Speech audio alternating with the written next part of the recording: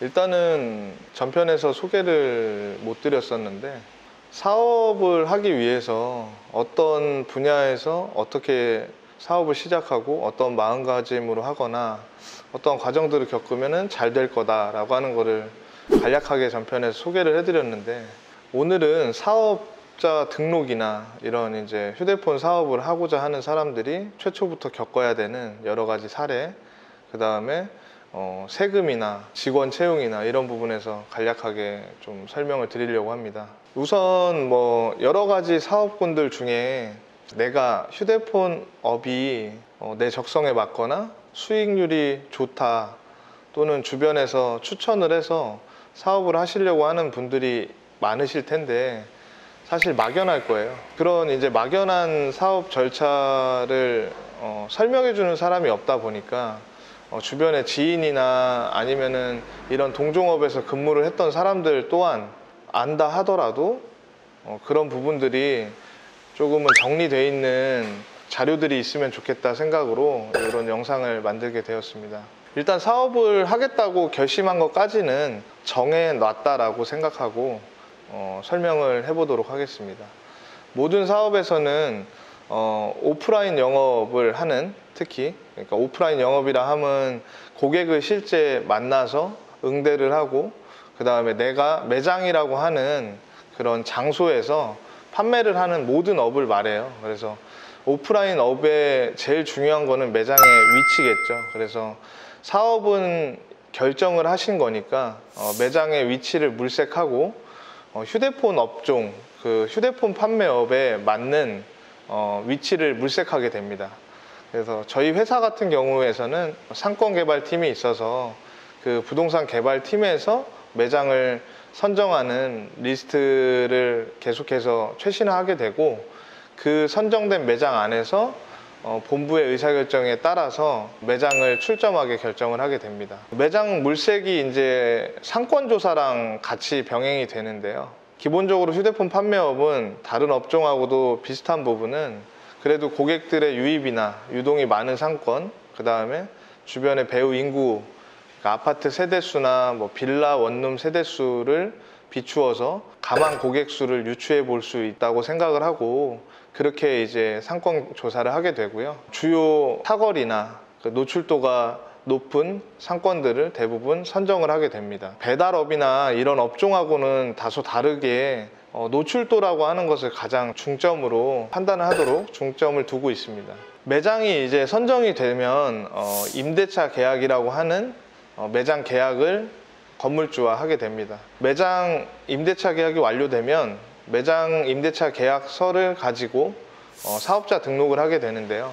사업자 등록은 관할 세무서, 그 해당하는 소재지의 세무서에 가셔서 사업자 등록을 하시면 됩니다. 그래서 사업자 등록 절차는 세무서에 가시면은 민원실에 예시문으로 잘 정리가 돼 있고, 또 도와주시는 민원 도우미 분들도 계시기 때문에 그 분들의 도움을 받아서 사업자 등록을 하시면 되겠습니다. 그 사업자 등록이 끝나면 저희 업종은 인허가 절차를 시청이나 구청에서 받는 게 아니라 홍신시장 유통질서 건전화라는 사이트에서 휴대폰을 판매할 수 있는, 또는 인터넷을 판매할 수 있는 인허가를 신청하고 그 절차를 밟게 됩니다. 그래서 사이트에서 신청을 하고 나면 실무자가 연락이 올 거고, 그 실무자가 현장을 방문해서 그 해당하는 판매점, 휴대폰 판매점이 실제로 위치해 있는지, 그 해당하는 소재지에 정상적으로 간판을 걸고 영업할 준비가 되어 있는지를 확인하고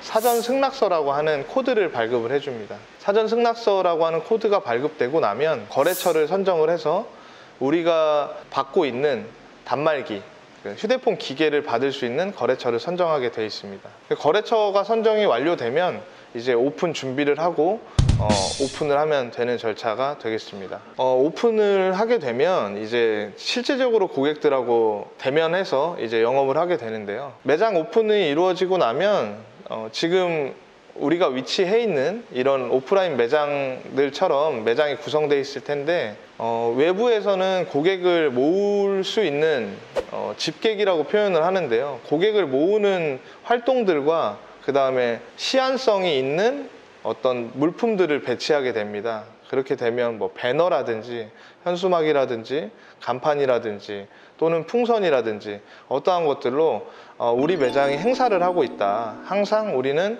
저렴하게 판매를 하고 있으며 우리가 오픈을 해 있다라고 하는 것을 강조를 해서 고객을 유입을 시켜야 되는 거고요. 그 다음에 고객들이 매장에 방문을 한 상태에서는 전문 지식을 갖고 그 직무 지식을 가지고 고객들한테 조금 더 고객들이 혜택을 받을 수 있는 요금제와 그런 상품들을 추천을 드려서 판매까지 이루어지면 마진이 만들어지는 구조가 되겠습니다. 그런 마진이 이제 쌓여서 사업이 이제 원활하게 된다는 가정을 했을 때 필요한 부분이 직원들이 필요한 시기가 결국은 다가올 겁니다. 그래서 직원들 채용에 대한 부분은 여러 가지 채용 사이트를 통해서 인입을 시키는 방법과 여기 송파 3점 입구에 붙여져 있는 어떤 홍보물을 통해서 직접적으로 우리 매장 앞을 오가는 사람들을 채용하는 형태의 오프라인 채용 형태가 병행이 돼야 효과가 있을 거라고 생각이 됩니다. 그래서 이제 직원들과 맞물려서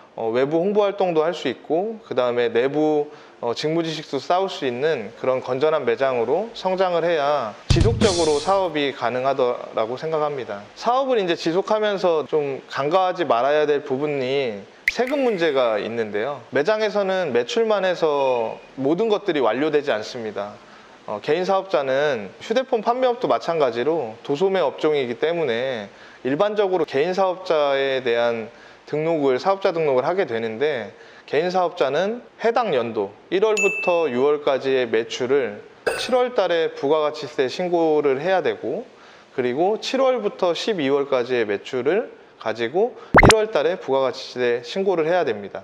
그래서 우리가 받고 있는 모든 이제 상품에 대한 매출 마진의 10% 정도를 부가가치세로 납부를 해야 된다라고 생각을 하시면 되고 부가가치세를 절세하기 위한 방법은 매입세액공제라고 하는 항목들을 잘 챙겨 놓는 게 좋은데요.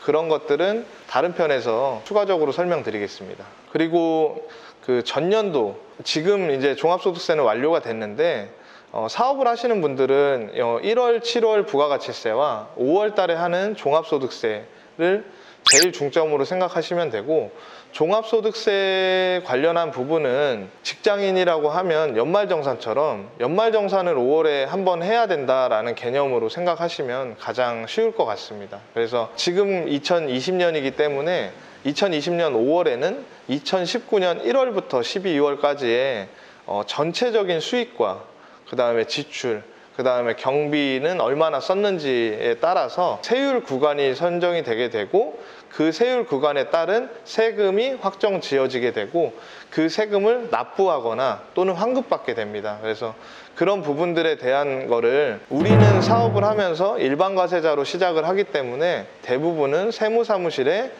기장이라고 하는 것을 맡겨서 세무사무실의 도움을 받으시면 좋을 것 같고 요즘에는 너무 잘 돼 있어서 개인들이 기장을 안 맡기고 하는 경우들도 있지만 복잡한 절차가 있기 때문에 세무사무실의 기장 서비스를 맡기는 것을 추천드리고 있습니다.